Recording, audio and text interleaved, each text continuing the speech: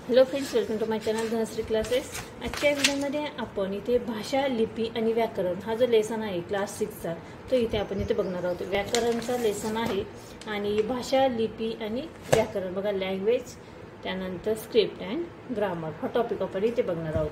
तर इथे बघा खाली दिलेलं आहे की भाषा म्हणजे काय, तर त्यासाठी इथे काही पिक्चर दिलेला आहे। यामध्ये बघा चिमणी चिवचिव करताना दिसते, माकड इथे काय करते, ख ख एक वेगळा आवाज काढतोय, गाढव देखील ढेचू ढेचू म्हणून ओरडतोय आणि इथे गाय आहे ती देखील आवाज काढत आहे मॉ मॉ म्हणून। ठीक आहे, तर इथे त्यांना भाषा म्हणजे काय तर ज्यावेळेस आपल्याला त्याची व्याख्या द्यायची असते त्यावेळेस इथे त्यांनी ती व्याख्या कशा प्रकारे तयार केलेली आहेत आणि कोणता प्राणी कशा पद्धतीने बोलतो आणि तो आपले विचार कसे मांडतो हे इथे सांगण्याचा प्रयत्न केलेला आहे।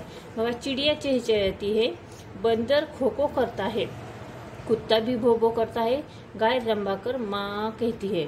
जरा सोच कर देखिए कि क्या इन ध्वनियों द्वारा ये अपने मन की सारी बात कह सकते हैं? क्या हम बिना बोले केवल संकेतों के सहारे अपने मन की बात एक दूसरों को बता सकते हैं? इन सब प्रश्नों का उत्तर होगा नहीं। जानते हैं क्यों? क्योंकि ऐसा करने से अपने भावों को पूरी तरह से न तो दूसरों तक पहुंचाया जा सकता है और न ही दूसरों के भाव हम समझ सकते हैं। तो भाषा की व्याख्या क्या है कि भावों और विचारों के आदान प्रदान का साधन भाषा कहलाता है। ठीक आहे, भाषेची व्याख्या तुमच्या लक्षात आली। आपण हिंदीमधून इथे भाषा हा जो लेसन आहे तो इथे बघत आहोत ग्रामरचा। आता भाषेची व्याख्या झाल्यानंतर भाषेचे जे दोन रूप आहेत ते इथे सांगितले आहे। भाषा के दो रूप होते हैं, मौखिक और लिखित। तर मौखिक म्हणजे काय, तर मौखिक म्हणजे आपण आपल्या मनातील भाव जे आपण विचार जे आपण काय करतो बोलून व्यक्त करतो, म्हणजे हम सब आपस में बोलकर भावों वो विचारों का आदान प्रदान करते हैं, तब उसे मौखिक भाषा कहते हैं। यानी यह भाषा का सबसे पुराना रूप है। इसके अलावा जब यही कार्य हम लिखकर करते हैं तो इसे लिखित भाषा कहते हैं। देखिए, मौखिक भाषा म्हणजे काय, तर अपने भाव या विचार आदान प्रदान करने का जो साधन है, बोलकर हम अपने भाव या विचार व्यक्त करते हैं तो इसे मौखिक भाषा कहते हैं। और अपने भाव और विचार हम लिखकर अपने भाव या विचार लिखकर जब दूसरों को बताते हैं तो उसे लिखित भाषा कहते हैं। ठीक है, भाषा के दो रूप समजले। त्यानंतर बघा भाषा के कौशल, ते 4 कौशल इथे सांगितलेले आहेत। कोणते? सुनना, बोलना, पढ़ना और लिखना। भाषा के 4 कौशल है। त्यानंतर पुढे बघा बोली म्हणजे काय, भाषा के स्थानीय क्षेत्रीय रूप को हम बोली कहते हैं। ठीक है, आपण ज्या भागामध्ये राहतो त्या भागामध्ये जी भाषा बोलली जाते तिला आपण बोली भाषा असे म्हणतो। आणि लेकिन जब किसी बोली में साहित्य रचा जाने लगता है तो उसे उपभाषा बन जाती है। आपल्या त्या बोली भाषेमध्ये ज्यावेळेस साहित्य लिहायला सुरुवात होते त्यावेळेस तिला उपभाषा असे म्हणतात। अवधी व ब्रज ये बोलियां थी, जब इनमें साहित्य रचा जाने लगा तब ये उपभाषा बन गई। अवधी आणि ब्रज ही कोणती भाषा होती? अगोदर बोली भाषा होती आणि तिच्यामध्ये ज्यावेळेस साहित्य ग्रंथ लिहिले गेले त्यावेळेस ती उपभाषा बनली। त्यानंतर पुढचा टॉपिक आहे लिपी म्हणजे काय, तर भाषा के लिखने की विधि को लिपी कहते हैं। भाषा की लिखने की विधि को लिपी कहते हैं। लिखने की विधि म्हणजे काय बघा, भाषा सार्थक यानी अर्थवान ध्वनियों से बनती है। भाषा से जुड़ी इन ध्वनियों को लिखने के लिए कुछ खास चिन्हों का प्रयोग किया जाता है जिन्हें लिपि कहा जाता है। अतः लिपि भाषा को लिखने के लिए बनाने गए चिन्हों की व्यवस्था है। सरल शब्द में क्या कहा जाता है कि भाषा के लिखने की विधि को लिपि कहते हैं।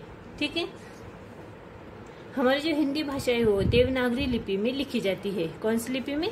देवनागरी लिपि में। इसके अलावा संस्कृत, नेपाली, मराठी एवं गुजराती आदि भाषाओं की लिपि भी देवनागरी है। कुछ प्रमुख भाषाएं हैं और यहाँ पर उनकी लिपियां दी गई है। देखिए, अंग्रेजी रोमन, संस्कृत मराठी देवनागरी, पंजाबी गुरुमुखी, तमिल, उर्दू फारसी, कन्नड। त्यानंतर पुढे बघा पुढचा टॉपिक इथे दिलेला आहे व्याकरण। आता व्याकरण म्हणजे काय तर बघा, व्याकरण म्हणजे भाषा के शुद्ध रूप का ज्ञान करने वाले शास्त्र को व्याकरण कहते हैं। म्हणजे काय देखिए, म्हणजे इथे काय सांगितले बच्चों, क्या आप जानते हैं कि ऊपर वाले वाक्य को गलत क्यों बताया गया है। अभी यह ऊपर वाले कौन से वाक्य है, देखिए पंखा तेज चल रही है, पंखा काय म्हटलंय तेज चल रही है, आणि पंखा तेज चल रही है नहीं, पंखा तेज चल रहा है, कहो। ओके, आता ही पहिला जो मुलगा आहे तो काय म्हणतो पंखा तेज चल रही है, म्हणजे स्त्रीलिंगीमध्ये म्हटलं तो ही मुलगी काय सांगते की पंखा तेज चल रही है, असं नाही म्हणायचं तर पंखा तेज चल रहा है असं म्हणायचं। आता या दोन वाक्यामध्ये काय सांगितलेलं आहे बघा, बच्चों क्या आप जानते हैं कि ऊपर वाले वाक्यों को गलत क्यों बताया गया है। आप में से अधिकतर को यह पता है कि इसमें पंखे को स्त्रीलिंग बना दिया गया है, जबकि यह पुल्लिंग शब्द है। भाषा के प्रयोग को शुद्ध बनाए रखने के लिए ऐसी जानकारी व्याकरण ही देती है। व्याकरण के ज्ञान के बिना किसी भाषा का बोलकर या लिखकर सही रूप में प्रयोग नहीं किया जा सकता। अतः भाषा के शुद्ध रूप का, तो व्याकरण की व्याख्या दिलेली आहे की भाषा के शुद्ध रूप का ज्ञान कराने वाले शास्त्र को व्याकरण कहते हैं। ठीक आहे, तर आजच्या व्हिडिओमध्ये आपण इथे बघा भाषेची व्याख्या, त्यानंतर भाषेचे दोन रूप, भाषा के दो रूप मौखिक आणि लिखित, आणि भाषा के 4 कौशल्य, सुनना, बोलना, पढ़ना आणि लिखना, हे टॉपिक इथे बघितलेले आहे। त्यानंतर बोली भाषा म्हणजे काय आणि लिपी म्हणजे काय याची व्याख्या देखील बघितलेली आहेत। त्यानंतर इथे पुढे काही भाषा, प्रमुख भाषा आणि त्यांची लिपी बघितलेल्या आहेत, आणि सगळ्यात महत्त्वाचं म्हणजे व्याकरण म्हणजे काय आणि व्याकरणाची व्याख्या इथे बघितलेली आहे। तर आय होप हा व्हिडिओ तुम्हाला नक्की समजला असेल। हा व्हिडिओ जर तुम्हाला आवडला, समजला तर या व्हिडिओला तुम्ही नक्की लाईक करा, शेअर करा, चॅनलवर नवीन असाल तर चॅनल नक्की सबस्क्राईब करा। पुन्हा भेटूया पुढच्या व्हिडिओमध्ये। लेसन नंबर 2 जो आहे वर्णमाला एवं आगत वर्ण, हा जो लेसन आहे तो आपण इथे पुढच्या व्हिडिओमध्ये बघणार आहोत। पुन्हा भेटूया पुढच्या व्हिडिओमध्ये, तोपर्यंत बाय बाय।